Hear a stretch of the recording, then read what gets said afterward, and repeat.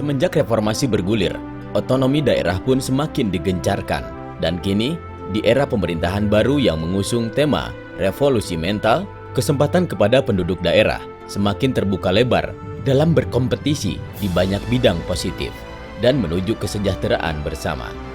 Lahirnya Undang-Undang Desa Nomor 6 Tahun 2014 memberi peluang pemerintah desa memainkan peran yang signifikan dalam mengelola sumber daya yang ada.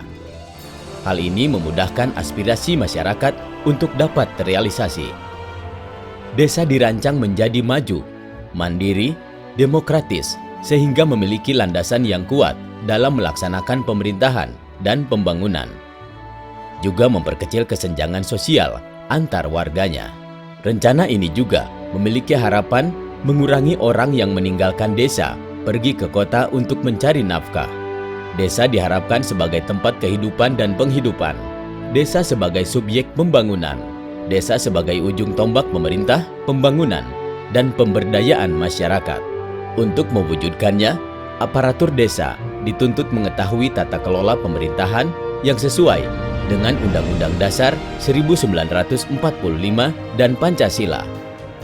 Walaupun tantangan yang dihadapi tidak sedikit dan tidak mudah, mereka harus mengetahui isu-isu dalam pengembangan desa seperti kedudukan desa, pembentukan desa, keuangan, pemilihan kepala desa, produk hukum, pembangunan, badan usaha milik desa, lembaga kemasyarakatan, pembinaan dan pengawasan, dan masih banyak lagi.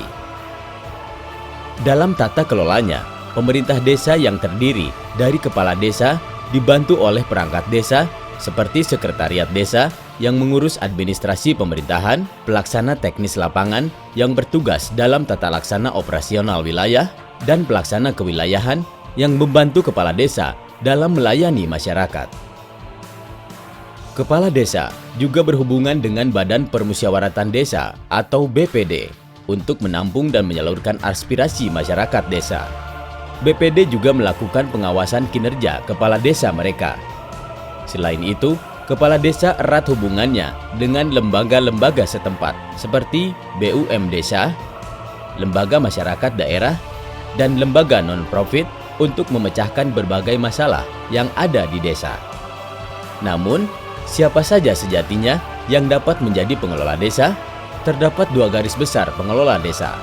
Pertama adalah self-governing community atau tata kelola milik masyarakat. Lembaga ini diharuskan mampu merumuskan kewenangan berdasarkan hak asal-usul dan kewenangan lokal berskala desa dalam bentuk kerangka kerja dan prioritas pembangunan yang jelas secara partisipasif. Kedua adalah local self-government atau pemerintah lokal. Fungsinya adalah merumuskan kewenangan yang ditugaskan oleh pemerintah pusat, pemerintah provinsi, atau pemerintah kabupaten atau kota sesuai peraturan perundang-undangan. Keduanya kemudian bergabung dalam merumuskan tata laksana pemerintahan di desa. Contoh konkret yang bisa dilihat antara lain seperti Rencana Pembangunan Jangka Menengah Desa atau RPJMDes, _RKP Desa, _APB Desa, dan pembentukan BUM Desa. Wujud konkret kesejahteraan dan keberhasilan desa di banyak bidang bisa terjadi jika tata kelola pemerintahan desa mempunyai revolusi mental dalam bentuk perubahan, relatif cepat dalam cara berpikir dan merespon, serta memiliki integritas, kerja keras, gotong royong, etika kerja, dan pelayanan dalam wadah pemerintahan desa. Mari bersama kita wujudkan Indonesia yang sejahtera dan bermartabat dari desa ke desa.